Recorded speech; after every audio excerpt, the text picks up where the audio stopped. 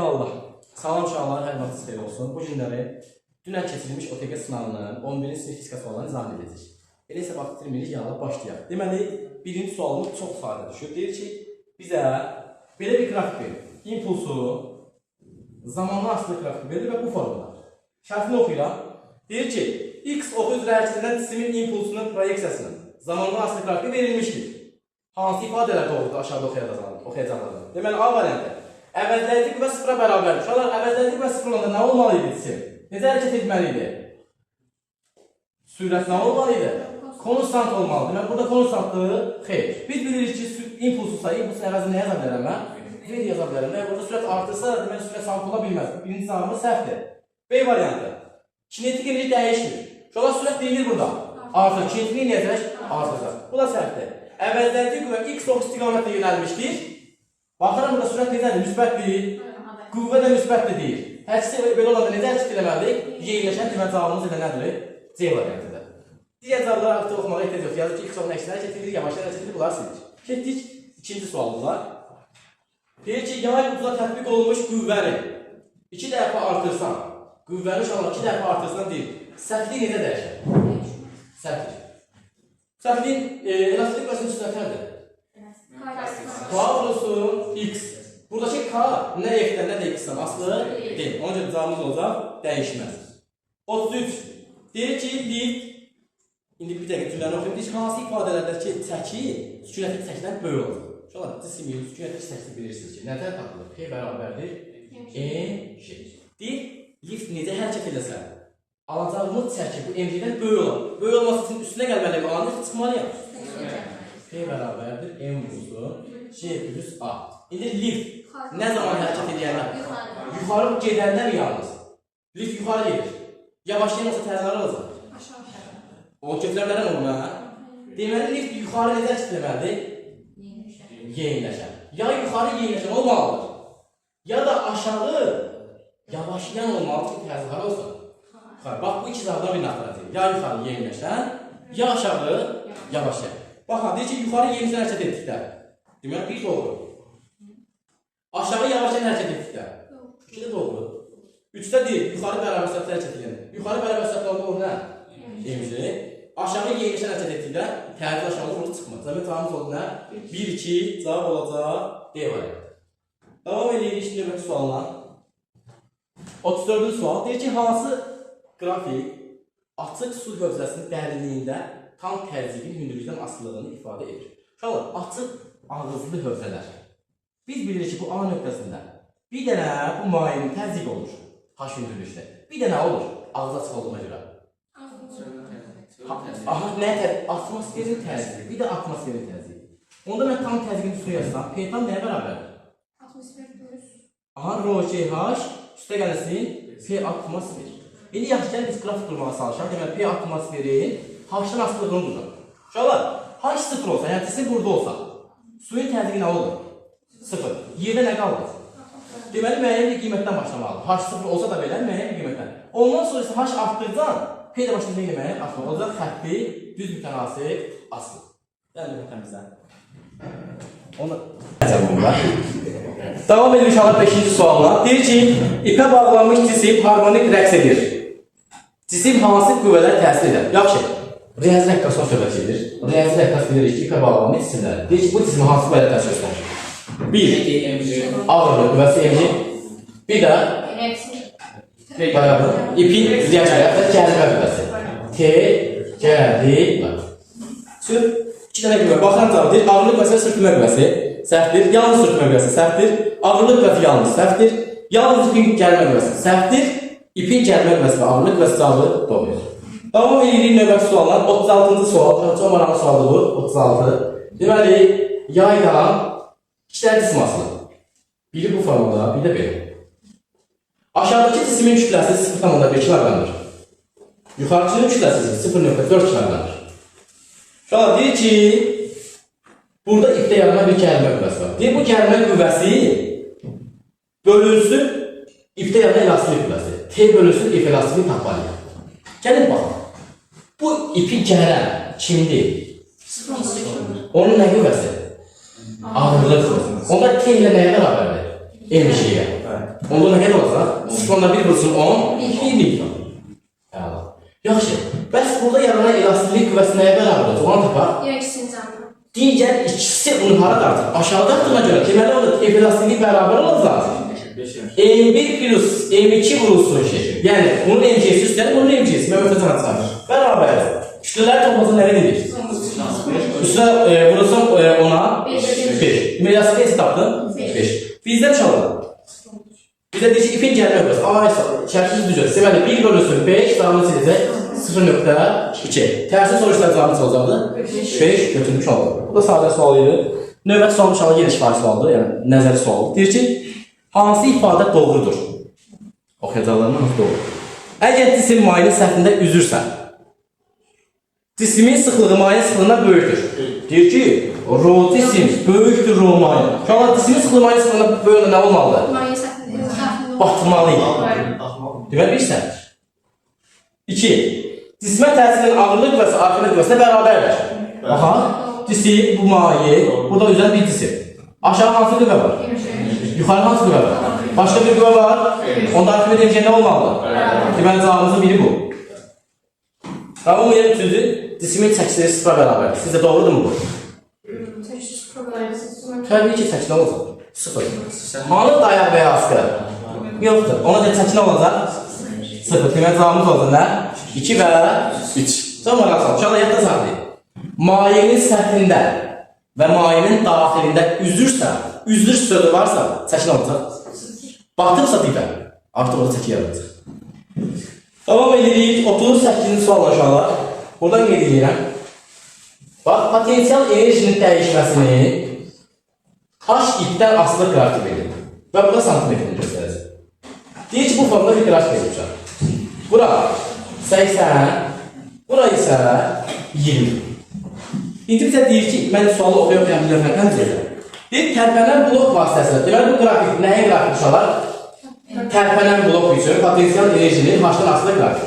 İndi deyir, tərpənən blok verilmişdir. İpin sərbəst uzun yerləşməsi verir, bir də potensial verir. Və bizə deyir ki, cismin kütləsini hesabla. Yaxşı, mən qeyd edirəm. Potensial nə qədər məndədir? 20 olur. H ipini santimetr qalır. H ip bərabər 80. Sonra tərpənən blok qüvvədə neçə qazanır? Onda məsafədə neçə də bitirir? Deməli, məsafədə 2 dəfə bitirmişəm 80 olur. Məndə yüküm nə qədər qalır onda? Yük az olmalı onda. İp 2 dəfə itirdim 80 olur. Deməli, 40 santimetr. Biz də santimetr neyə demədik? Çevrəndə? Ay yaşa. İndi potensial üstünə tərdir. İndi H tapsa, M tapsa? M bərabərdir. Y potensial bölünsün, Y H. Potensialımız 20. Bölünsün 10 vurulsun 0.4. Cavab 5. Diqqətli olun uşaqlar. Birbaşa götürüb H ipə bölməyəcəksiniz. Çünki tərpənməz blok olsaydı siz deyək. 80'ə bölədim deyək. Amma tərpənən bloku yadda saxlayın ki, 2 dəfə məsafədə itirmişəm. 2 dəfə itirmişəm neçə olur? Deməli, mənim qaldırdığım hündürlük nə qədər olmalıdır? 40 cm olmalı. Davam edirik növbəti sualla. Müəyyən nöqtənin çevrə üzrə saat əqrəbi istiqamətində hərəkət edir. Deməli, cisim hansı istiqamətdə hərəkət edir? Saat əqrəbi istiqamətində hərəkət edir. Bir A nöqtəsində onun sürət və tədil istiqamətini göstərir. Gəlin, əvvələn çevrəmizi seçək. A nöqtəsini verib bizə, burada. Hərəkət hansı tərəfə idi? Saat əqrəbi istiqamətində. Fırlanır, gəlib A nöqtəsi çatanda sürət hansı tərəf olmalıdır? Afərin. Sürət oldu yuxarı. Çevrə isə mərkəzə. Sualımız budur. Çox sadə bir sual. Növbəti sual mexanik ekstra dalğalar mövzusuna aiddir. Deməli, nə tərəfdir? Enlə dalğanın dalğa uzunluğu. Dalğa uzunluğu nə şəra olur? Lianda. Lianda deyir ki, 6 metrdir. Rəqslərin tezliyi isə 8 Hz-dir. Deyir ki, yaylı sürətini tapın. Yaxşı, gəlin edirik. Lianda bizi düzgün tapaq. Lianda nəyə bərabərdir? V vurulsun T periyod. Buradan da tezliyə keçmək istəsən, V bölüsün nə olurdu? Nü. İndi nüyünü verib, lambdanı bizə V tapaq istəyir. Onda V nəyə bərabər olacaq? Lambda vurulsun nü. Ay yaşa. 6 vur 8. Sürətin varid nədir? Metr bölüsü. Sağ oldu. 48. Davam edirik növbəti sualdan. Şu an yenə şifahi sualdır. Nəzəri sualdır, amma düstur tətbiq edək tapacağız onu. Deyir ki, yer ətrafında dövr edən süni peyk yerə daha yaxın orbitə keçərsən. Yəni elə bil ki, yerdən xeyli uzaqlıqda fırlandı. İndi yerə yaxınlaşdı. Daha yaxın orbitə üzrə hərəkət edir. Aşağıdakı oxuyacağınız cavablardan hansılar doğru ola bilər?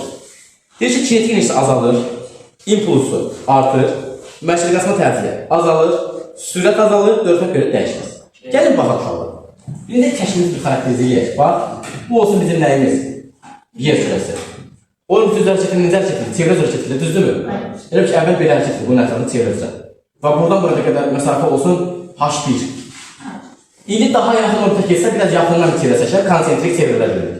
Bu da olsun nə? H2. Məsafə H2-dən H2 keçəndə neylədir? Azaldı. Yaxşı. Birinci yer sürəsi ətrafında hərəkət edilir, bizə kosmik sürətlər lazımdır. Kosmik sürətin üstünü kim deyə bilər? Kök altında J bölünsün, E plus H. Uşaqlar, H azalanda sürət neyə bilər? Sürət artdısa kinetik neyədir? Bunlar hamısı həmin bu kəmrəklərdir. P neyədir? Deməli, baxalım görək bunlardan. Deməli, sürət nə etməlidir? Artmalıdır. Deyir ki, kinetik enerjisi azalar. İmpuls artar. Cavab nə olduğuna? İmpuls artar. Digər cavablarda kinetik azalar falan bu formada verilir. Artıq bunlar bizim işimizə yaranır. Tamam mı edirik?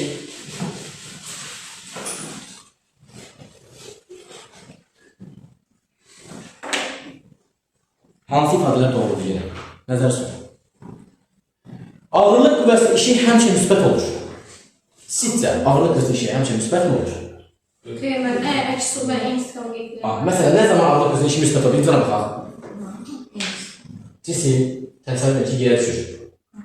Hara düşür? Yerə. Sürət haradır? Aşağı. Ağırlıq qüvvəsi haradır? Bunun işini alacaq. Demişik ki, qüvvə ilə gedək, en istiqamətən olanda işini alacaq. Deməli, burada olur müsbət. İndi cisim yuxarı qalxır. Ağırlıq qüvvəsi haradır? Burada işini alır. Yaxşı, üfüqi müstəvidir. Cisim sağa hərəkət edir. Ağırlıq qüvvəsi haradır? Burada işini alır. Onda mən həmişə deyə bilərəm ki, bunun işi müsbətdir. Deməli, bir cavab nədir? Getdik. Elastiklik qüvvəsi konservativ qüvvədir. Fizikada isə konservativ qüvvə var. Deməli, cavabımızın biri bu. Sürtünmə qüvvəsinin qapalı trayektoriyada gördüyü iş sıfıra bərabərdir. Bu cümlə qapalı trayektoriya boyunca işi sıfır olan qüvvələr hansılar idi? Elastiklik ilə qalan qüvvədə işi sıfırlar bilmir. Elastik qüvvəsi bütün hərəkət boyunca iş görür. Bütün hərəkət boyunca işimizi nə etməyə çalışırlar? Azaltmağa çalışır. Ona görə də bu cavab səhvdir. Demək, 3 də səhv olsa, cavabımız nə qalır? 2. 43 yenə. Çox sadə bir sual düşür. Deyir, avtomobilin mühərricinin gücünün sabit qiymətidir. Güc nə bir şey alır? N bərabərdir konstant.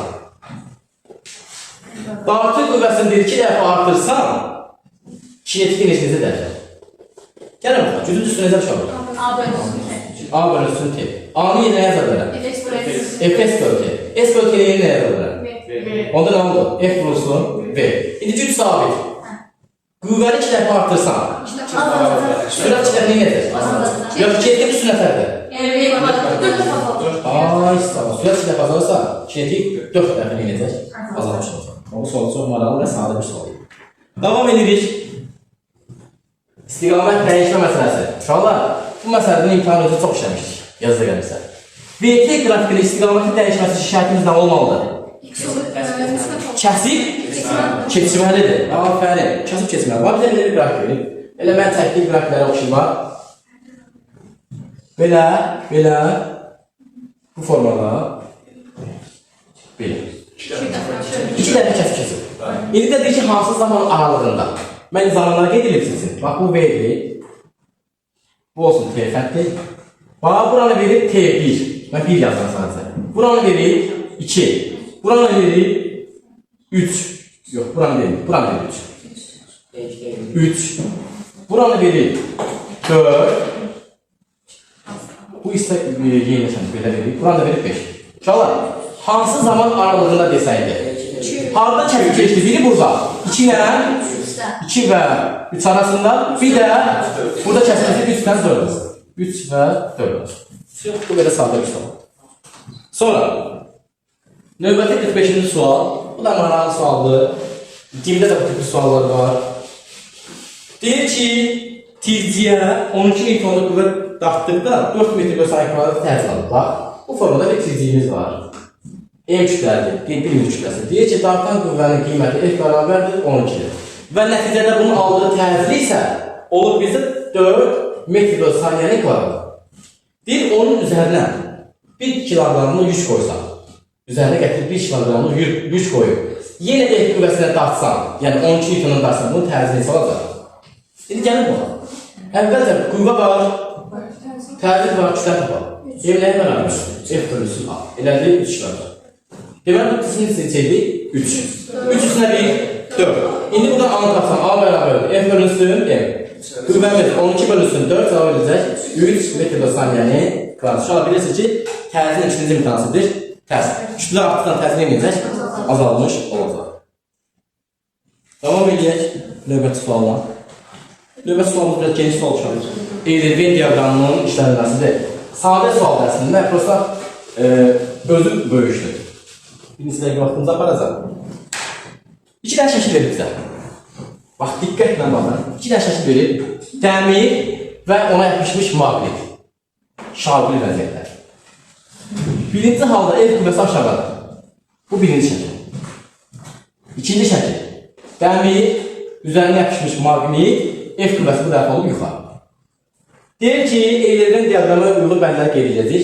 Həmin bu disimin kütləsi, eyni bir disim inşallah, kütləsi 300 qramdır. M bərabərdir. Ona kiloqrama çevirsən? 0.3 kiloqram. Deyir ki, F qüvvəsi təsirlə bərabər sürətlər çəkilir. Hər çal necə çəkiləcək? Yazıram buradan. V bərabərdir konstant. Hər ikisine aiddir. Maqnitlə lövhə arasındakı sürtünmə əmsal 0.4 hər birindən. Mü bərabər 0.4. Maqniti lövhəyə sıxan qüvvə.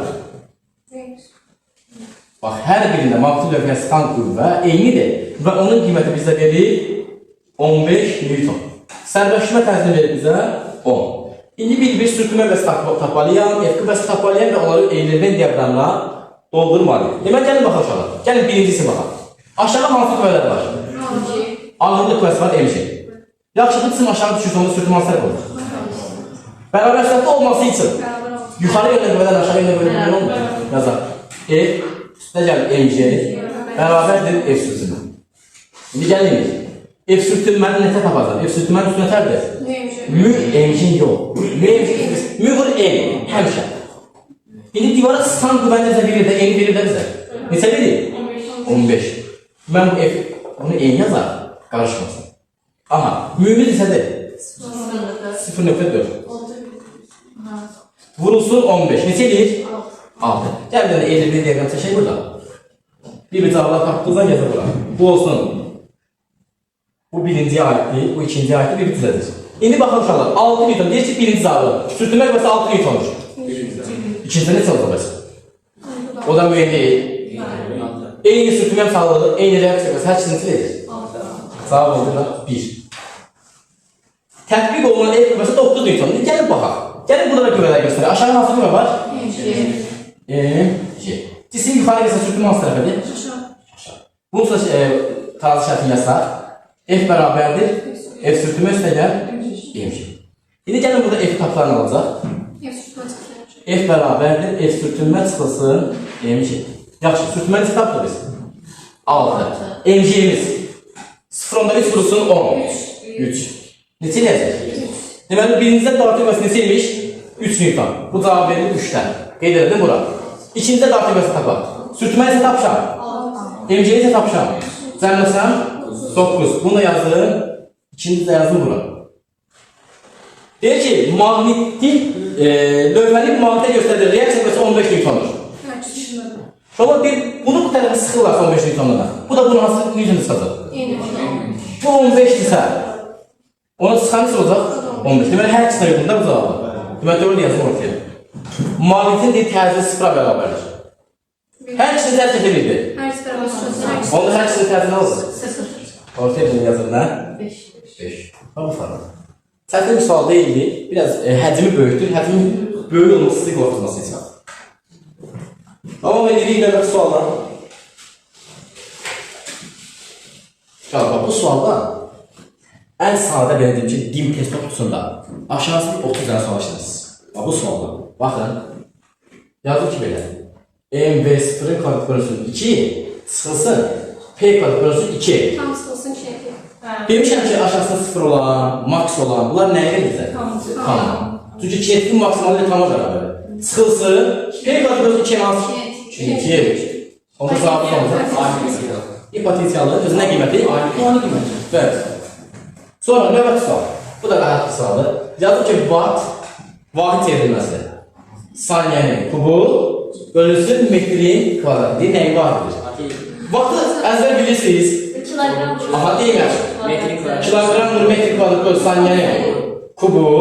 Yedi qalanlara da yazaq. Saniyə kubu bölünsün metrin kvadratı. Bunlar getdi. Bunlar getdi. Oldu kütlə. Bir də belə elə bilər uşaqlar. Watt nəyindir? Yox, yox. Nəyin hərfi? Gücün var. Bu T-nin tekrar yazar bilərəm. T-nin bir ayrı. Vuramayalım olur T. Yeni nə qaldı? Saniyə kvadrat bölü metr kvadratı. Uşaqlar, metr bölü saniyə nəyin vahididir? Sürət edir. Metr bölü saniyə. İndi metrin kvadrat bölü saniyənin kvadratı kəsmir. Onda sürət nə olacaq? Kvadratı. Bölünsün V-nin kvadratı. Yazdım belə. İndi en bu tepdə nəyə verir? İşi. İş də nəyə bərabərdir? Kinetinin dəyişməsinə. Onda ben bunun yerine çift gençlik yazar verəm yukarı. Aha. MV kvadrat bölünsün 2V kvadrat. Bunlar getdiyi yerinə qalır. Kütlə. Yəni əzbər şəkildə bunu bilmək də vacib deyil. Ola bilər çalışarsınız. Ona görə də hərflərlə də yazıb çıxarma olur. Aydındır. Devam edirik növbəti sualına. Mən lövhə təmizə oxuyuram, şifahi sualda öz cavab edəcəksiniz. Deyir ki, sıxlığı məlum olan bərk cismin həcmini hansı cihazla soruyorlar? Sıxlığını bilirsən. Onun qiyməti var. Bərk cisimdə onun həcmi nəyə ölçərlər? Gəl xatır gəl. Bu nəyə bərabər? V tap. İndi sıxlığını bilirəm. Həcm tapası nə qaldır? Nəni ölçərlər? Şurada.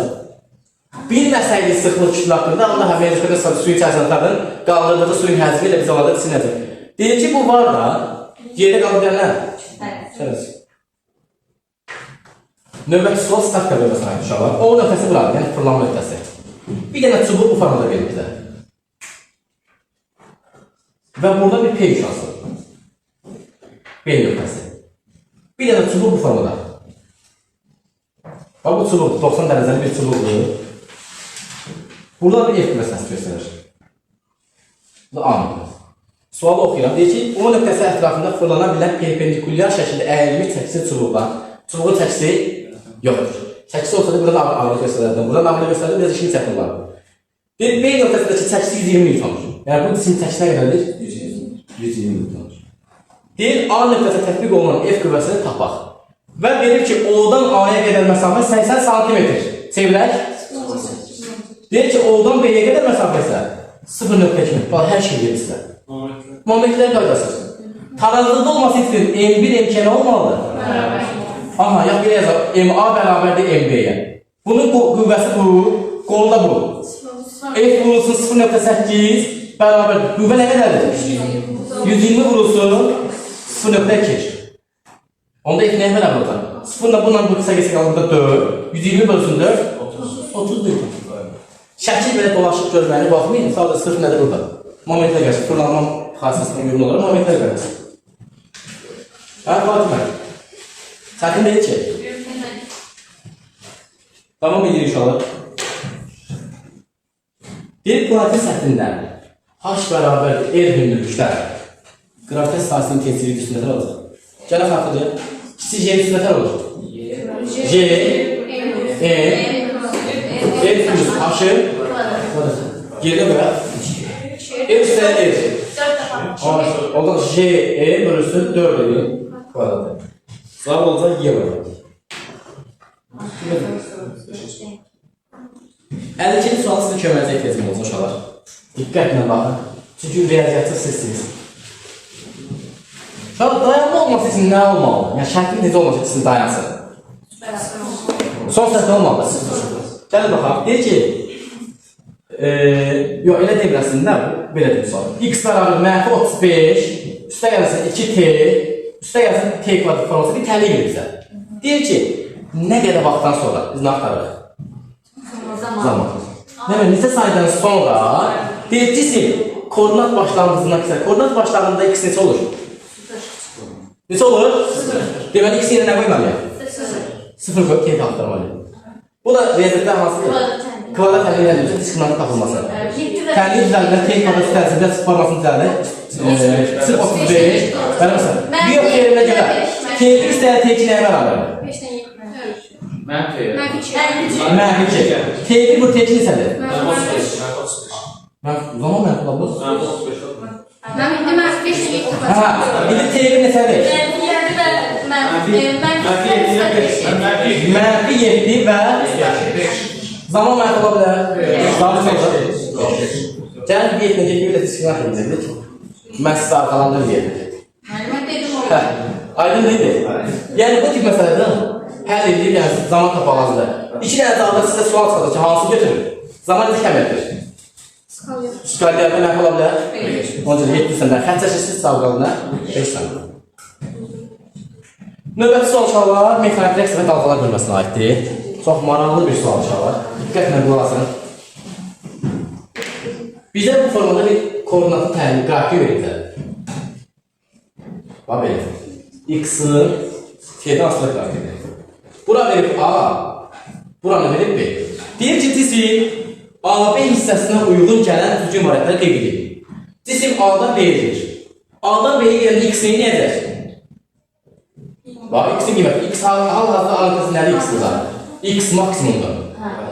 Getdikcə X neyir? Azalır.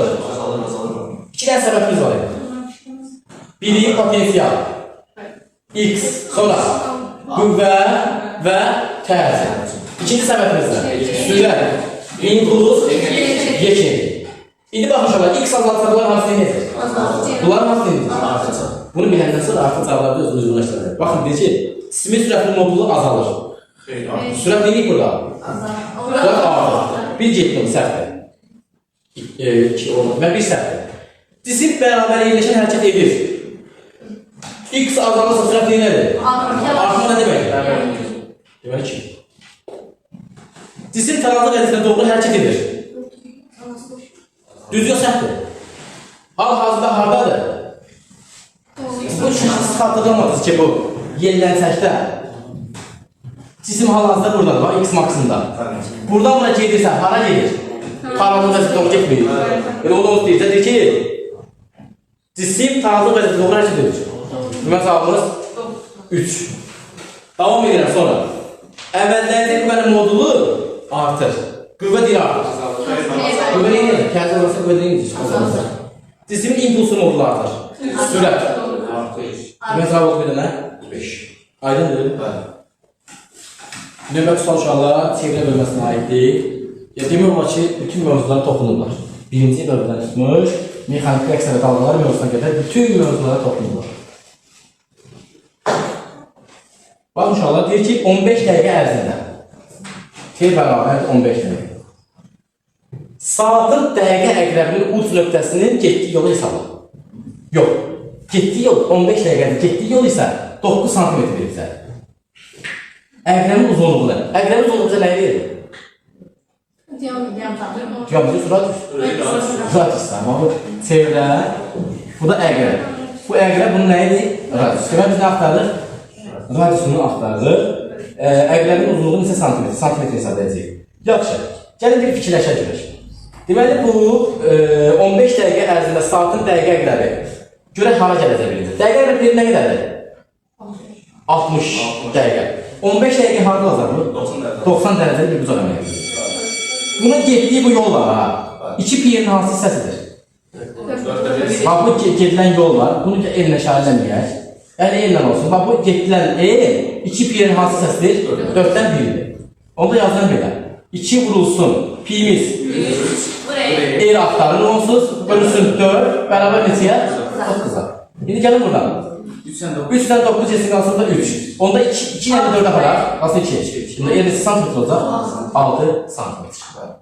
Uşaqlar, cavab edildiyin növbəti sualına.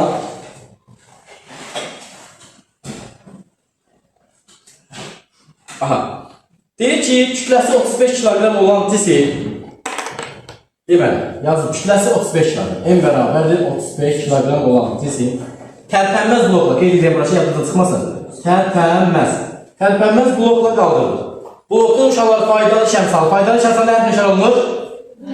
Eta bərabərdir bizə verir 70%. Deyir ki, ipin ucuna tətbiq olunan qüvvəni hesabı. Faydalı işəmsalın üstündə tər düşalım. Aferin. Faydalı yerine biz həmişə nə yazırıq? MGH. Tərpənməz blok birləşik qüvvədə qazanc. Ona görə də məsafədə də itirmirik. Ona yazılan da F vurulsun H. H'lar getdi. Vurulsun 100 var. Yerdə nə qaldı? MG bölünsün F vurulsun 100. Gəl qiymətlərə görə hesablayın. Biz nə axtarırıq? F'i. F'i tapanda nə olacaq? F bərabərdir. F ilə yerini demək. Olacaq nə? Deməli, MG bölünsün eta vurulsun 100 bərabərdir. MG'miz 35 vurulsun 10 350 bölünsün 70 vurulsun 100 kısa yerine qalır 5 5 vurulsun 100 500 demək cavabı da çok çalar 500 var. Növbəti sual 56. sual uşaqlar. Deyir kütləsi 500 qram olan çevrə qüvvələri var. Necəçilər də bilir? 0.5 kilogram olan cisim sürətinin zamandan asılı qrafik verilmişdir. Bax belə bir qrafik vermiş alır. V'nin T'dən asılı qrafik bu formadadır. Deməli bura verilirsə 5, bura verilir 4, bu 8'dir, bu isə 10'dur. Deyir ki, neçə sayıdan sonra biz nə axtarır bunlar? Zaman. Bunlar gerilir ki, yadınıza çıxmasın. Deyir kinetik necə 64 olurlar. Şöyle kinetik var, kütle var. Gələ sırada bax. Deməli yazıram. Kinetik bərabər MV kvadrat bölünsün 2. Buradan V'ni tapana 2Y bölünsün M. Köş altında 2 vurulsun 64. Kütləmiz mən o kəsmə yapımda kütlədir. 2 qatlı yuxarı oldu 4. 4'dən nəsə çıxır? 64'dən 16. Elə desən 16. İndi inşallah bunun tapmanın qaydası çoxdur. Yəni sürətimiz neçə istəyir? Yəni deyir ki, neçə saniyədən sonra sürət 16 olur. İndi baxın, 5 saniyə sonra neçə olur? 10 saniyə sonra. Deməli, hər 5 saniyə keçdə bu sürət neçə isə artır? 4 olur. İndi 15 saniyə sonra neçə olacaq? 12. 20 saniyə sonra 16. Deməli, cavabı neçə olacaq? Yaxşının başqa qaydası var mı? Bəli. Ne deyirəm? Gəl tərzi tapaq. A nəyə bərabərdir? 8'den 0 götürürəm. 8 çıx 0, 8 bölünsün zaman 10. Neçələdir? İndi sürətini tapacaq sonuçta deyil. Onda V bərabərdir. V0 plus A-nı yaza bilərəm. Yazıram. 16 bərabərdir. V0 yox. Deməli V0'ı 0'dan götürdük. Başlarımızdan başladı. 0 A-nı neçədir? Vurulsun T. Onu T nəyə bərabərdir? 160 bölünsün 8. Cavab 20 saniye. Yani bunu metnini yazabilirsiniz, belə də yazabilirsiniz ki, deməli hər 5 saniyədən bir 4 artırsa 20 olması için hələ 10 saniyə keçməsi 20 olacaq. Və yaxud da düzlük formasında bu formada yazasız qıyırıq. Aydındır. Devam edirik. Qəfəmizi təmizləyək.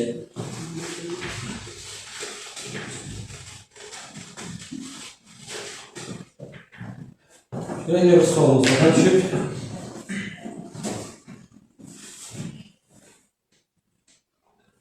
Bloklar verib bizə. Mən məcburam ki, blokları çəkilsiz çevirmiş.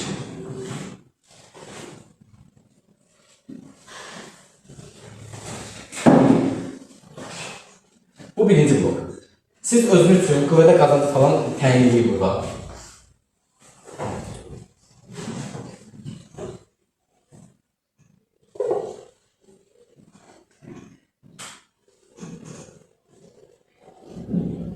Bu ikinci blok. Bu bir. 2, 3, verməmizi təmizləyək. Yəni F1 P-dən əvəzləmə aparacaq şu an. F neçə P-yə bərabərdir? Onu özü üçün bir qeyd edeyim, mən şəkil çəkərə qədər.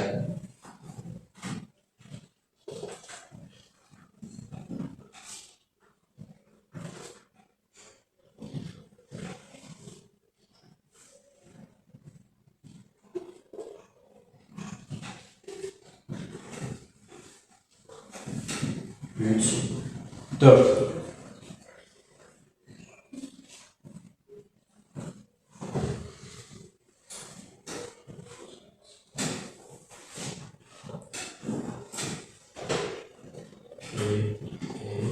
Ve 5. E ve F. Söyle. Şaşıları hazır. Şu an burada F neye beraberdir? Neyse həll edirdik. İp boyunu devam edirdik. En ipte əlində en yukarı yazalım. Yazalım F. Burada yazalım F. Yukarı ne oldu? Aşağı neyimiz var? F. F neye beraberdir? F bölüsü 2. Burada. Geldim buralara oldu. F. Ha? F. Buranın ne oldu? Onu fırlanla bura. 2. Şimdi yukarı neye doldu? F ve 2. Yukarı oldu 3 F. Beraberdir P'ye. Bak. Fırlanın geldim burada oldu ne? F. F ise bura ne kadar değil? Fırlanın bura ne kadar olacak? Şimdi yükə bağlanan iplərdə biri 2 F'dir. Biri F oldu 3 F. Onda F neye beraberdir? Devam edelim burada. F ve F. Yukarı nesine F oldu şimdi bak sıra bağlananda. 1, 2, 3, 4.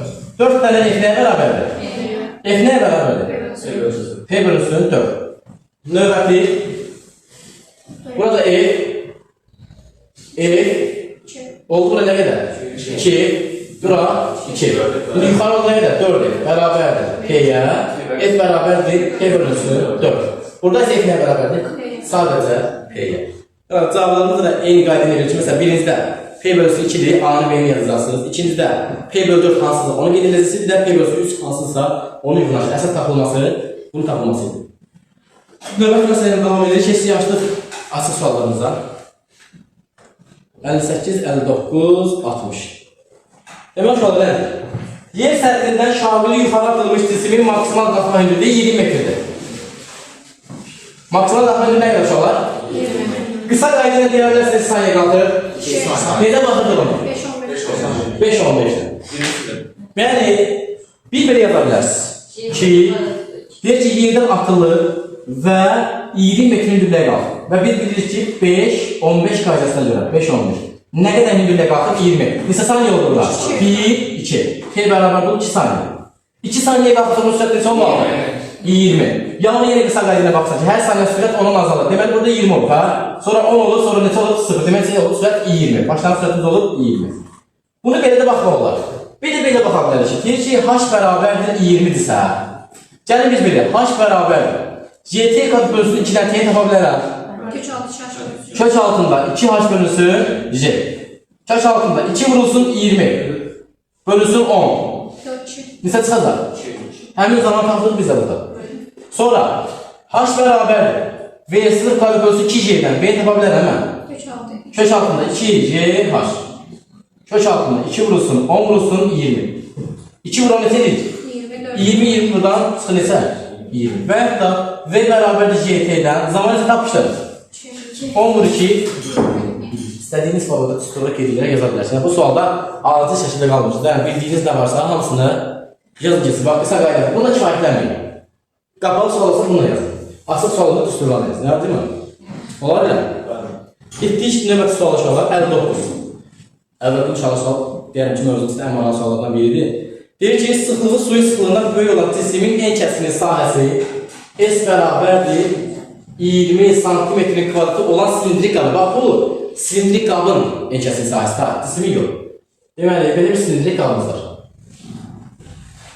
Yəni, bunu oturacağının sahəsi nə qədər bizdə? 20 santimetrin kvadratı. Yəni, təsəvvür edək ki, bunun içində müəyyən qədər su var. Deyir ki, bu cismi suya atsan, cismi attın suya. Cismi suya atın, suyu nedir metr kadar? Qalxır. Deyir ki, nəticədə 4 santimetr su qalxdı. Nə qədər qalxdı? 4. Və biz arximet qüvvəsində demişdik ki, arximet qüvvəsində birinci tərəfi çıxarılmış müayini çəkili arximetə bərabər. İkincidən nə demişdik? Cisim nə qədər, yəni həcmi nə qədərsə, həmin qədər su nedir? Çıxardır. Onda cisim buraxanda bu qədər su qalxdı, cisim həcmi ilə buradakı suyun həcminə bərabər ola bilər. Bunu tapmaqsa ya böyük həcmi tapıb, ikisi əvvəlki həcmi tapıb çıxmalıyıq, ya da qısa dösə birbaşa buranın həcmi tapmalıyıq. Bax, burada özü bir silindir götürə bilədir, değil mi? Onda S oturacaq olsun H yazsaq, bu hissənin həcmi. Onda olacaq B cisim S vurulsun, silinci nə yazılır? İndi baxın, 20 santimetrik kvadrat çevrədə neçə olacaq? 20 vurulsun, 10 üstü mənfi 4. Haşımız nə qədər bizdə? 4 santimetr. 4 santimetr çevirsəm, 4 vurulsun, 10 üstü mənfi 2. Bərabərdir. 20 vurulsun 4 neçə edir? 80 vurulsun, 10 üstü 4 vurulsun, 10 üstü mənfi 2. 10 üstü mənfi 6 metrik kubik. Demək cisim həcmi tapır. Gəlin ki, sonra verilənləri yazalım. Bir cisim kütləsi 300 qramdır. Çevirək bəri başdan. 3 kilogram. Deyək ki, oturacaq təsir göstərən reaksiya qüvvəsini hesablayaq. Yəni, buradakı reaksiya qüvvəsini tapmalıyıq. Suyun sıxlığını bizə verir 1000. J-ni də verirsə 10. Əla. İndi gəlin baxaq. Bu cismə hansı böyle təsir göstərir? Aşağı nə var verir? MC. Yuxarı? Arximed ilə nə var? Reaksiya. Onu yuxarı yönünə qüvvədən aşağı yönünə qüvvə bilir, nə olmalı? Üstə gəlir, F arximed. Bərabər nəyə? Onda en tapsa MC çıxır F arximed. MC'miz 0.3 çıxırsın 10. Çıxırsın arximedimiz. Romayı neçədir? 1000. J'miz 10. V'miz istaqdır. 80 vurulsun mənfi 6. Sonra 1, 2, 3, 4. Bir dənə 82, 5. 5 dənə 0 kesinsə qaldı, mənfi 1. Onda 8 vurulsun mənfi 0.8. 3 dənə çıxanda 2.2. Ben dayanır ekspresini sevmiş. 2.2. Sonuncu suallar devam edirik. Sonuncu suallar, maralı sualdır, çok rahat bir sual oxşuyur. Bakalım şöyle necələr olacaq. Deyir ki, üfüqi taxta lövhənin bir ucuna cisim qoyublar. Üfüqi nə deməkdir? Düz. Bu formda bir taxtadır. Və bunun bir ucuna cisim qoyublar. Deyir ki, həmin uc, yəni cisim qoyulan uc, başlayır tənizdən yuxarı qaldırılmağa. Hansı şərt ödəndikdə cisim sürüşməyə başlayır? Gəlin bunun qaldırılmış bir vəziyyətini təsvir edək. Elə ki, cisim bu formada edir, mən bunu qaldırdım. Tutaq ki, yerdən müəyyən alfa bucağı yaralanıb başını indirməyə hərəkət edilmək. Bunu hərəkət edilməsə, bunu aşağı qalxan qüvvə kimdir? Dartı qüvvəsi nəyə bərabər burada? Hansı qüvvə? Ağırlığın sinüs toplanır. Bəli, MC sinüs. Bunu yuxarıdan fərq öyrəndirməz. Bunu sürüşməyə qoymayaq. Sürtünmə qüvvəsi də. Sürtünmə qüvvəsinin üstünə tərdir. Mü vurulsun N. N nəyə bərabərdir? Şu an bunu gəl göstərəcək. Ağırlıq da sarı nədir? Ağırlığın sinüsü budursa, bu olacaq nə? MC kosinüs alfa. N nəyə bərabərdir də? Onda sürtünmə üstünə olacaq? Mü MC kosinüs alfa. Şu an mən bunu burada tartmalıyım üçün. Mənim qüvvəmi imal nəyə bərabər olmalıdır? Buna bərabər olmalıdır. Mən hərəkət eləməsi üçün bu qüvvə buna bərabər olmalıdır. Gəlin bərabərləşdirək hesablayaq. MC sinüs alfa bərabərdir mü MC kosinüs alfa. MC-lər qısacıdır.